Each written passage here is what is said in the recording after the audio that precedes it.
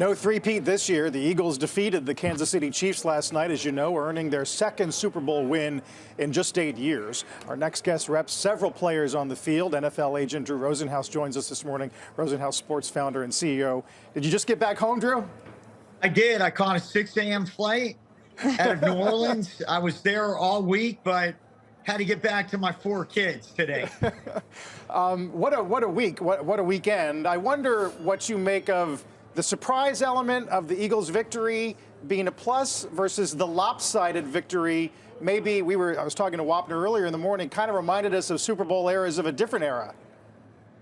Yeah, I did not personally think it was a surprise, but I was surprised that it was a blowout. For those people that were rooting against the Chiefs, winning again, a three-peat, they must have enjoyed it. For the rest of the country, it was pretty dull. So that element was unfortunate in general. We've had some great games recently. I was excited for our clients in particular. Not on that list is Josh Sweat, who made a lot of money last night, Carl.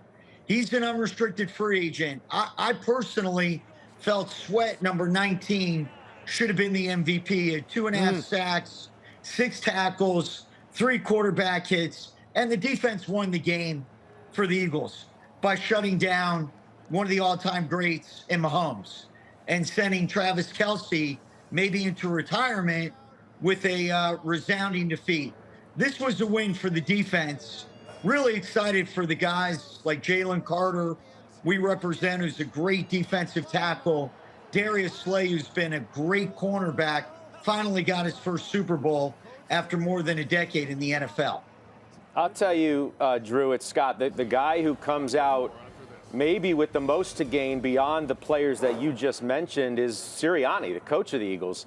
His contract was up. He wasn't one of the highest paid coaches at all, $7 million a year. Compared to, say, Andy Reid making what's reported to be $20 million, Sean Payton next at 18. If you were repping Sirianni, what would you ask for? What should he be paid as a result of this win?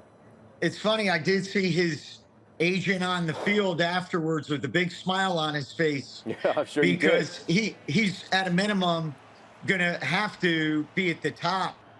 Look, Sirianni has been in 2 Super Bowls in the last 3 years, a narrow defeat against the Chiefs in the first one, a tremendous victory last night. They had a great season. He's got the best winning percentage of any active coach. There's no reason why he and the general manager, Howie Roseman, should be among the highest paid in the league given their respective positions. Sirianni deserves a lot of credit.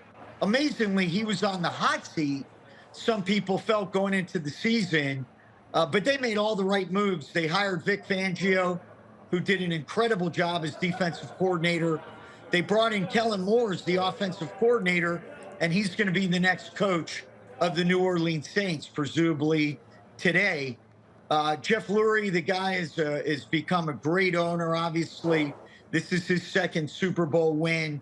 If you're in Philadelphia, which is one of the all-time great sports towns, obviously they're going nuts. For the Rocky fans, we all know about the Rocky theme and how that's connected to the Eagles.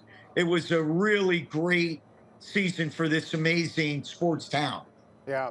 Finally, Drew, you can answer this one. When you think about the league going into next season, or even the season after that, and sort of this expansionary mindset they have, international, maybe the number of games, maybe moving the timing of the Super Bowl, when do you think that expansionary mindset is going to bump up against just the bodies, right? The athletes and the players' union looking to protect those bodies? Well, I'm not in favor of an 18-game schedule, Carl. I think 17 is a lot. And look, as someone that's represented NFL players for 37 years now, I've seen the difference from when I broke in the business in the late 80s to now. It is a grueling schedule. Obviously they cut back the preseason, but they made up for it with a tough training camp with inter-squad scrimmages. I don't think they should go to 18 weeks. I certainly think that there's enough games right now as far as international expansion. I don't know, maybe going to Australia is a little much. That is a long trip for guys to take who are professional athletes that have to play an NFL game. But certainly I do love the idea of the NFL playing in Europe and playing in South America, Mexico. It's exciting. And the NFL is at an all-time high. The salary cap this year is going to be north of $275 million. So I'm excited for the players. It'll be over $300 million in 2026. The league is very healthy. You see the partnership with gambling, what that has done. The ratings are fantastic in general. Credit to Roger Goodell, Troy Vincent, other leaders of the NFL, the 32 owners, and obviously the players for creating a great product along with their coaches. Yeah, it's always bittersweet the morning after. We're gonna miss it for a few months, but we'll be talking in the interim. Drew, get some rest. Thanks for joining us. The season isn't over. Free agency, the draft, training camp. It's just getting started for me. But thanks for having me on, and have a great day, guys. Our pleasure as always. Drew Rosenhaus.